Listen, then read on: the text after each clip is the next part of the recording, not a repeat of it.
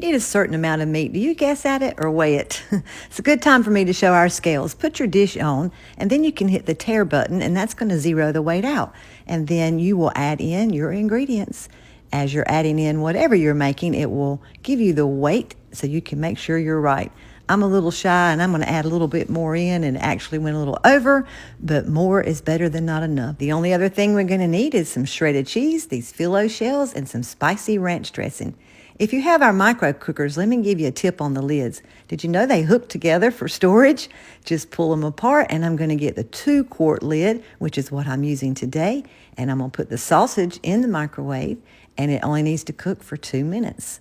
While it's cooking, I'll start shredding my cheese. You know I preach shredding your own cheese is much better.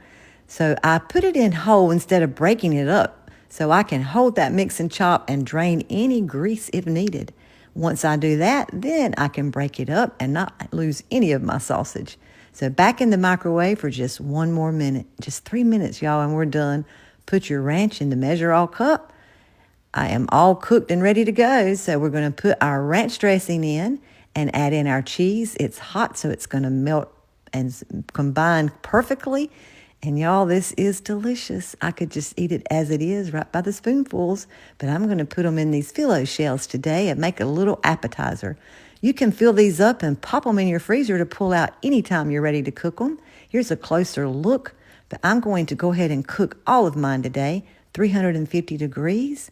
And these only need to cook for just 8 minutes. Okay, how quick and easy was that, y'all? In just 3 minutes cooking time, you can have a great little snack or appetizer done. I love keeping my freezer stocked with these.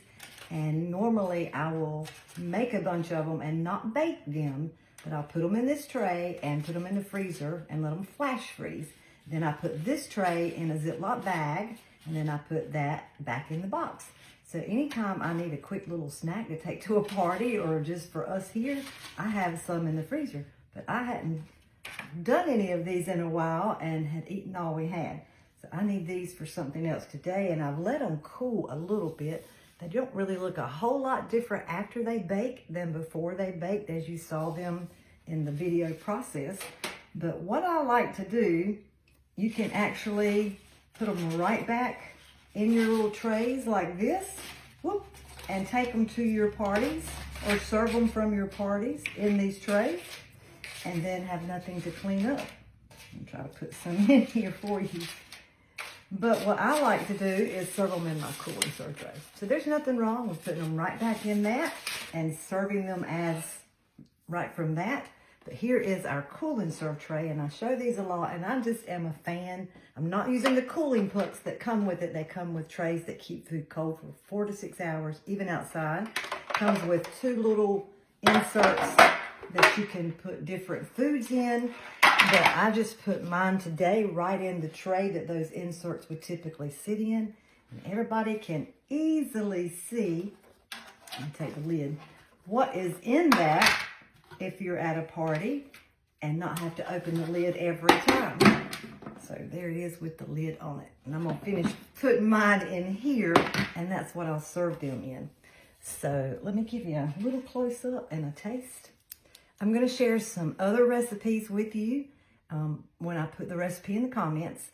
I do little taco bites, and those are really, really good. These are with pork that I did today. The taco bites, obviously, I do with hamburger.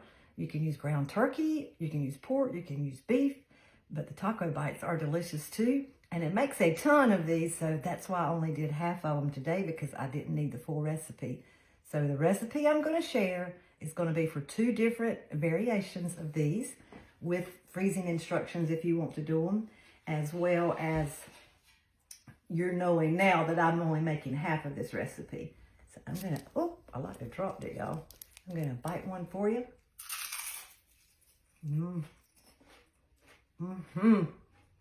Y'all hear that crispy pie shell? I love doing these with chicken salad in them too. Oh my goodness.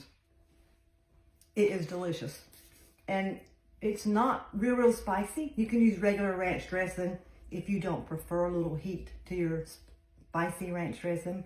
I'm not a big spicy fan, but these are not too spicy for me. They are delicious. So I hope you will try these and look for the recipe in the comments with both of the recipes. Thanks. Y'all have a great night. Bye-bye. Here's a closer look at them for you, and y'all, they're delicious. You can also see a closer look at the insert trays that come with the cool and serve. You will love having your freezer stocked up with these to pull out and bake anytime. I hope you will give them a try.